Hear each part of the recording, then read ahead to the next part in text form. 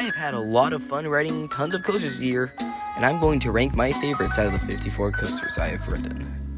But before we begin, I have to do this shameless begging for you to subscribe. So please like and subscribe, and here we go. It was my first coaster I'd ever done by RMC, and even though it is not rated the highest, I think otherwise though.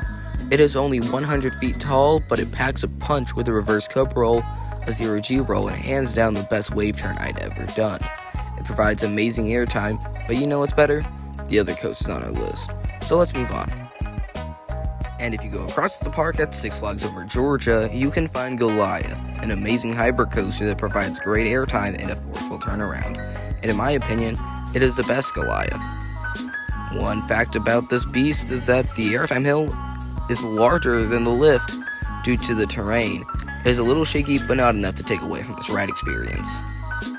Over across the country, you can find Hang Time at Knott's Berry Farm. This coaster probably got the least amount of recognition of any of the 2018 Cedar Fair coaster editions. With 4 inversions and a vertical lift, this is a staple of Gerstlauer Infinity Coaster. But one of the best parts of this ride is the hold over the edge. Besides being a cool gimmick, it also provides some of the best views of the park. It also is the tallest coaster in the park, surprisingly. Yes, it's taller than Silverbolt. I did not even know that when I was riding it until I went on Silverbolt, looked over and saw it. But anyway, moving on. This amazing wooden coaster, also at Knott's, provides some amazing airtime and laterals. It is also really smooth, and I would say it's the best wooden coaster in California. The back row is crazy on this ride, especially during the moment where you drop off the second turnaround. I got flung right there. It is like a slingshot. But let's not spend too much time on this and move on to some better coasters. The tallest single rail coaster was also my first. This was also way whippier than I expected it to be, and I was sitting in the front row for my ride. So I just wanted to know what it felt like to ride in the back row. Because on one of the last rides of the night, and I was in the front row, getting flung outside the restraints. But I mean the over-shoulder restraints, not the normal ones. But surprisingly, I didn't hear anyone talking about how it looks like it should be named McDonald's the Ride. Say hello to the only invert on this list, and in my opinion, the best coaster at Knott's. It has speed, intensity, and the looks. It looks amazing over the water with its colors. The helix is the most forceful part of the ride, but my favorite part of the ride came in the small wave turn bank turn thing before the cobra roll. Yes, it wasn't even an inversion that was my favorite moment. It was a literal turn. Call me weird, but that's what I think since it actually provided airtime. Here it is, the fabled 4th dimension coaster that was so expensive to put in Arrow went out of business. It might be a little rough, but the complete insanity of this ride makes up for it. We didn't expect the fire effect to work on our ride, but it did. The flipping did sort of disorient me, but not that much. I have to say it certainly lived up to the hype and surpassed my expectations.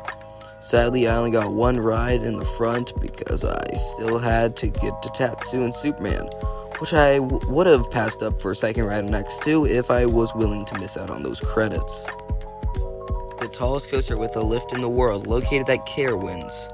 I loved this coaster when I first rode it, but after riding the next coasters on this list, it dropped down to 3rd. When I rode the area with all the airtime hills, it was so hot for some reason, like it felt just straight hot air everywhere. But the speed on that beast was amazing, especially on some of those turns. The best moment on this ride was certainly the drop. I was flying out of my seat the entire time. But now it's time to see our first and second place finishers. This is my favorite RMC till I get over to Cedar Point and ride Steel Vengeance. Even though I didn't get a duel, it was still great. The Top Gun stall was very good, even though, as I said, it wasn't dueling. Those wave turns are nasty. So are those tiny speed hills after the drop. But 3/4 of this ride was just on the lift hills, which for being a 4-minute ride isn't bad, but still. The best coaster I've ever ridden was also the one that got me into coasters. It was my first coaster in over a year too. Everything about this ride is great. The theming, impeccable. It really puts you into the setting of Jurassic World. The elements are also great with an Immelman, dive loop, top hat, stall, wave turn, and Mosasaurus roll. It has a great airtime in Spaghetti Bowl, in the paddock, and the top hat.